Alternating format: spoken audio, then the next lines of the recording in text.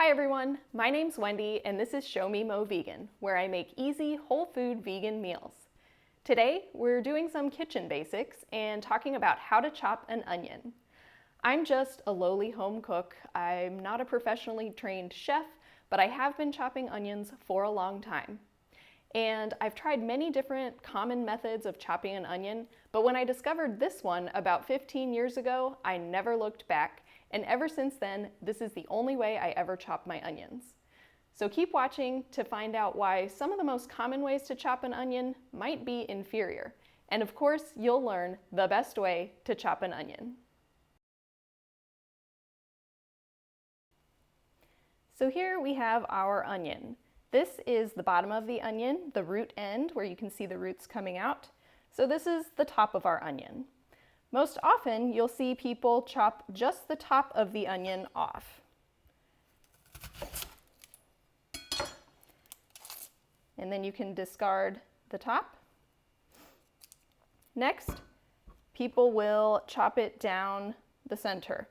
I don't like this method, keeping the root end on, because now I have to chop through the root end. And if there's any gritty dirt, then you've just dragged that through your onion. But this is most often how people will show you to start, and then you'll peel a layer of skin off. Now, the first way that people will usually chop an onion is to hold the knife to make vertical cuts across the onion. So you'll hold onto the edges, slice straight up and down, holding your knife perpendicular to the cut on the edge.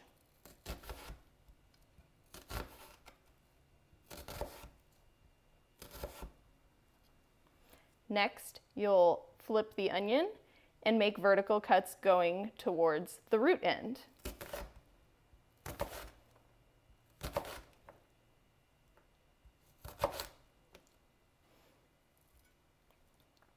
And this is a fine way to chop an onion, but you'll get some big chunky pieces and then some really tiny little pieces. So it's not a very uniform dice.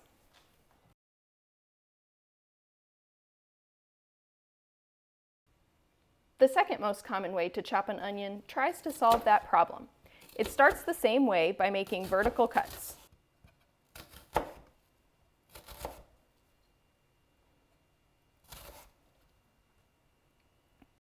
Next, you'll turn the knife horizontally to cut into the onion towards the root end.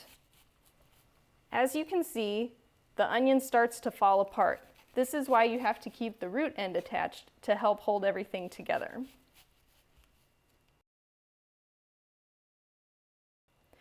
And then they go across in the other direction with vertical cuts, just like before.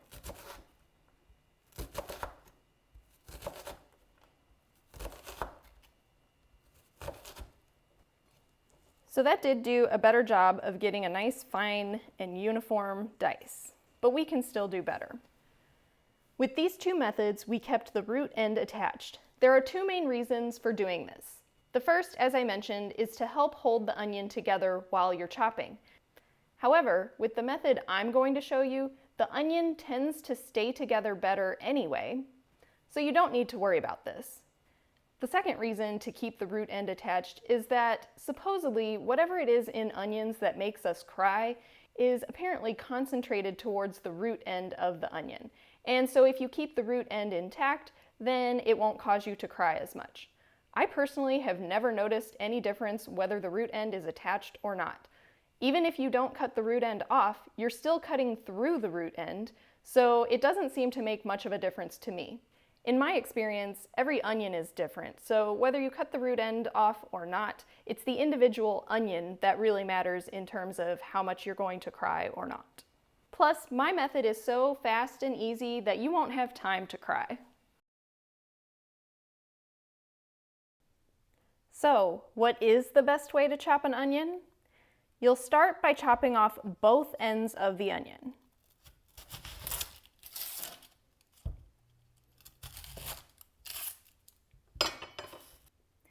Then, lay the onion on one of the flat ends and slice it in half.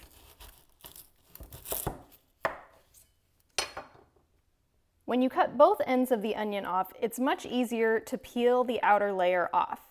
You can peel just the papery layer if you like, but I like to take the first layer underneath the papery layer off as well.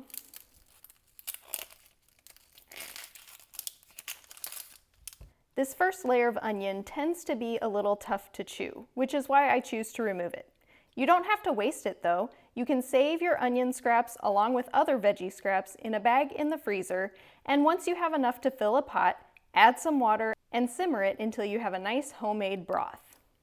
Now, instead of holding the knife so we're making vertical cuts across the onion like before, instead we're going to angle the knife and adjust the angle as we go around the onion, cutting in towards the center.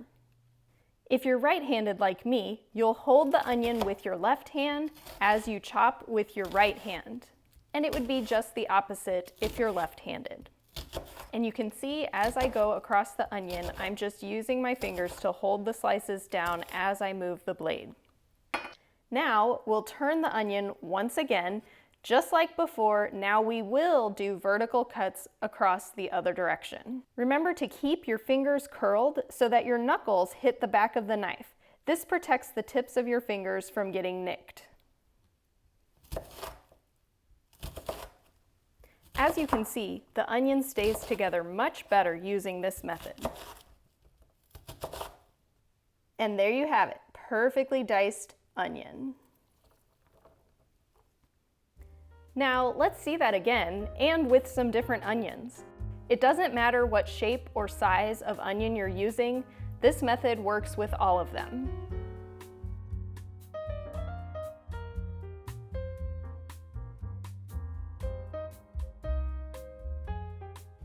Well, there you have it. That's the best way I've found to chop an onion. It's fast, easy, you get a uniform dice, and it's safer than some of the most common methods. Comment down below, how do you chop your onions? Have you ever tried this method? If this was helpful, I hope you'll give this video a thumbs up and consider subscribing to my channel if you haven't already to get more tips and ideas like this on how to help you maintain your whole food vegan lifestyle. Thanks for watching, and I'll see you next time. We're going to slant the blade and cut in towards the center of the oven.